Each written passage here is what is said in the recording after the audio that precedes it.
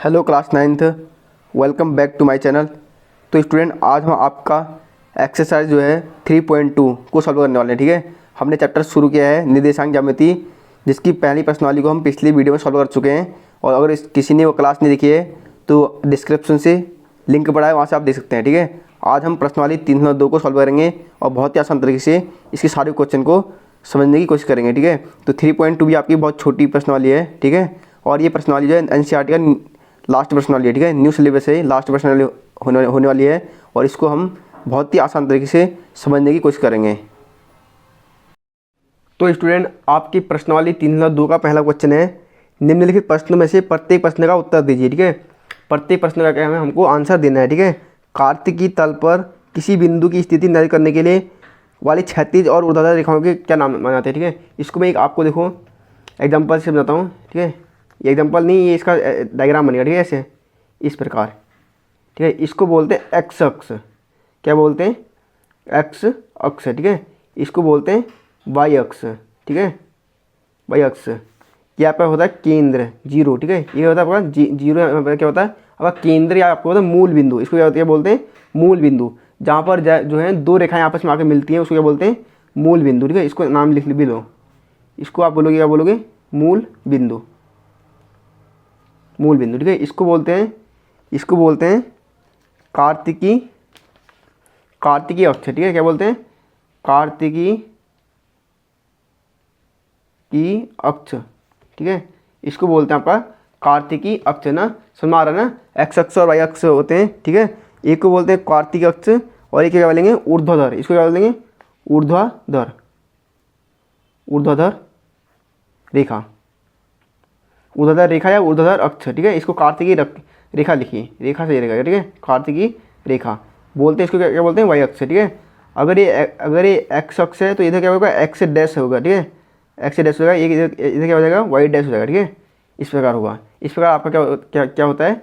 X अक्ष और Y अक्ष होता है। ठीक है, ये आपका मूल बिंदु जहाँ पर एक्स अक्ष और वाई अक्ष दोनों क्या होते हैं? मिलते हैं। ठीक है, अब हमारा क्वेश्चन नंबर 1 में पूछ रखा है। देखो, क्वेश्चन में एक पूछ रखा है, कार्तिकी तल में किसी बिंदु की स्थिति निर्धारित करने के लिए वाली क्षैतिज और ऊर्ध्वाधर रेखा का नाम क्या रखते हैं? क्षैतिज रेखा क्या बोलते हैं? क्षैतिज रेखा। कार्तिकी तल, ये पूरा कार्तिकी तल है, इसको क्षैतिज रेखा बोलते हैं। इसको बोलते हैं क्षैतिज रेखा। मैं इसको कार्तिकी बनाऊँ, कार्तिकी तो पूरा तल है ना, कार्तिकी तल पर, कार्तिकी तल में तल बना रहे हैं ना, उसमें है क्षैतिज रेखा। ठीक है, इसको क्या बोलते हैं? क्षैतिज रेखा। इसको क्या बोलते हैं? ऊर्ध्वाधर रेखा। ठीक है, ये याद रखना। देखो, इसने पूछा क्षैतिज रेखा को क्या कहते हैं? क्षैतिज रेखा को क्या बोलते हैं? एक्स अक्ष। ठीक है, हम बोलेंगे क्षैतिज। ठीक है, हम बोलेंगे क्षैतिज रेखा को बोलेंगे एक्स अक्ष। ठीक है, और ऊर्ध्वाधर रेखा को क्या बोलते हैं हम? वाई अक्ष। ठीक है, वाई अक्ष। इतना समझ में आ गया ना भाई? इतना सा था इसमें। ठीक है, इसमें आपको ज़्यादा करने की कोई ज़रूरत नहीं थी। ठीक है, इसमें आपको पूछा था वाई अक्ष। ठीक है, और आपको पूछा था एक्स अक्ष। दो चीज़ आपको पूछी थी। ठीक है, ये आपका क्षैतिज अक्ष होता है, क्षैतिज बोलते हैं। इसको बोलते हैं ऊर्ध्वाधर। जो लंबी लाइन जाती है, खड़ी लाइन जाती है, उसको ऊर्ध्वाधर, और जो तिरछी लाइन जाती है उसको बोलते हैं क्षैतिज। ठीक है, और इसको बोलते हैं मूल बिंदु, जहाँ पर दोनों जो है रेखाएं आपस में मिल रही है। ठीक है, इतना आपको समझना है एक्स अक्ष और वाई अक्ष पर। ठीक है, अब इसका दूसरा देखिए, इसके दूसरे में क्या पूछ रहा है? इसका दूसरा कह रहा है कि इन दो रेखाओं से बने तल के प्रत्येक भाग का नाम बताइए। देखो, प्रत्येक भाग, इससे जो है 4 भाग बनेंगे। ठीक है, 4 भाग बनेंगे। कैसे बनेंगे? यहाँ पर देखिए, पहला भाग ये बनेगा आपका। ठीक है, ये हो गया 1/4। ये देखो 1/4। ये देखो, इस प्रकार 4 भाग बनेंगे। बन गए 4 भाग। इसको वो यहाँ पे लिख लीजिए। ठीक है, ये देखो, ये 4 भाग बन गए। एक यहाँ से यहाँ तक, एक यहाँ से यहाँ तक, यहाँ से यहाँ तक, इनके यहाँ तक। इनको क्या बोलते हैं? क्या बोलते हैं इनको? इसका नाम पूछा है। इसका नाम होता है चतुर्थांश। ठीक है, इसको बोलते हैं चतुर्थांश। ठीक है, चतुर्थांश बोलते हैं। ठीक है, क्या बोलते हैं? चतुर्थांश है। इसको 1/4 भी बोलते हैं, 1/4 भी बोलते हैं। ठीक है, 1/4 भी बोलते हैं। ठीक है, क्योंकि प्रत्येक का जो है, जो पूरा जो वृत्त बनेगा ना, इसमें पूरे वृत्त का एक भाग है ना, पूरा वृत्त का एक भाग इसमें बन रहा है, एक भाग इसमें बन रहा है, एक भाग इसमें बन रहा है, इसमें, और ये ऐसे क्या बनेगा? पूरा वृत्त बन जाएगा ना, पूरा वृत्त बन जाएगा। तो इसको क्या बोलते हैं? प्रत्येक भाग को क्या बोलते हैं? 1/4। प्रत्येक भाग का नाम चतुर्थांश या 1/4 बोलते हैं। ठीक है, प्रत्येक भाग का नाम पूछ रहा है। अब नंबर तीसरा है, देखो, उस बिंदु का नाम बताइए जहाँ दो रेखाएं प्रतिच्छेद होती हैं। मैंने क्या बोला था, उस बिंदु का नाम जहाँ पर दो रेखाएं आपस में मिल रही हैं उसको क्या बोलते हैं, मूल बिंदु। क्या बोलते हैं, मूल बिंदु। इसका आंसर ले लोगे आप, मूल बिंदु। ठीक है, मूल बिंदु। बस इतना सा था, इतना सा था। ठीक है भाई, आपको कुछ नहीं करना है, आपको एक्स अक्ष और वाई अक्ष को समझना है। ठीक है, एक्स अक्ष आपका क्षैतिज रेखा हुआ और वाई अक्ष आपको ऊर्ध्वाधर रेखा हुआ। ठीक है, खड़ी को आप ऊर्ध्वाधर बोलोगे और तिरछी को क्षैतिज बोलोगे। ठीक है, क्षैतिज को एक्स अक्ष बोलते हैं और ऊर्ध्वाधर को वाई अक्ष बोलते हैं। फिर और जहाँ पर दोनों मिलेंगे, ठीक है, वहाँ पर क्या बोलेंगे, मूल बिंदु, क्योंकि दोनों वहाँ पर मिल रही हैं। ठीक है, और क्या होगा, और प्रत्येक जो है, प्रत्येक एक भाग इधर बन रहा है, एक भाग इधर बन रहा है। प्रत्येक भाग को चतुर्थांश बोलते हैं। चतुर्थांश मतलब एक का चौथाई, एक पूरे वृत्त का एक चौथा हिस्सा। ठीक है, ये वृत्त, ये पूरा वृत्त बनेगा ऐसे करके। ठीक है, ऐसे करके पूरा वृत्त बनेगा ये, और ये वृत्त का चौथा हिस्सा है। देखो चौथा हिस्सा प्रत्येक 90 डिग्री का बनेगा। ठीक है, प्रत्येक 90 डिग्री का बनेगा। ठीक है, तो इसको बोलते हैं, एक प्रत्येक भाग को एक चौथाई बोलेंगे या चतुर्थांश भी बोल सकते हैं। ठीक है, दो नाम इसके हैं। बढ़ते हैं क्वेश्चन नंबर 2 की तरफ। प्रश्न संख्या 2 देखिए, कह रहा है दी गई आकृति को देखकर निम्नलिखित के मान ज्ञात कीजिए। ठीक है, देखो हमको एक आकृति देखिए, मैंने इसको यहाँ पर इस प्रकार बना दिया। ठीक है, ये आपका एक्स अक्ष होता है। ठीक है, जो क्षैतिज रेखा होती है उसको एक्स अक्ष बोलते हैं, और ऊर्ध्वाधर रेखा होती है उसको क्या बोलते हैं, वाई अक्ष बोलते हैं। ठीक है, इसमें क्या कर रखा है, इसने अलग अलग जो है, जो अलग अलग कोऑर्डिनेट को पुट कर रखा है। ठीक है, अलग अलग बिंदुओं को पुट कर रखा है। देखो यहाँ पर बी बिंदु है। ठीक है, जहाँ पर 2 और क्या बोल रहे हैं, -5 मिल रहे हैं, बी बिंदु हो गया। ठीक है, एम आपका -3 में मिल रहा है। ठीक है, इस प्रकार जो है अलग अलग क्या हैं आपके अलग अलग बिंदु यहाँ पर जो है मूल बिंदु हो गए। ठीक है, जहाँ पर मिल रहे हैं। ठीक है, जहाँ पर ये मिल रहे हैं। ठीक है, तो देखो, तो अब इसमें से लेकर कुछ क्वेश्चन पूछ रहा है। ठीक है, इसके आंसर हम यहाँ पर जो है देंगे। ठीक है, इन सबको आंसर यहाँ पर देंगे। देखो पहला पूछ रहा है तीसरे का पहला पूछ रहा है, इस आंसर में इसमें दे रहा हूँ। ठीक है, कि इसमें जगह नहीं है। आपको मैं इसके माध्यम से समझाऊंगा। ठीक है, इसके माध्यम से समझाऊंगा।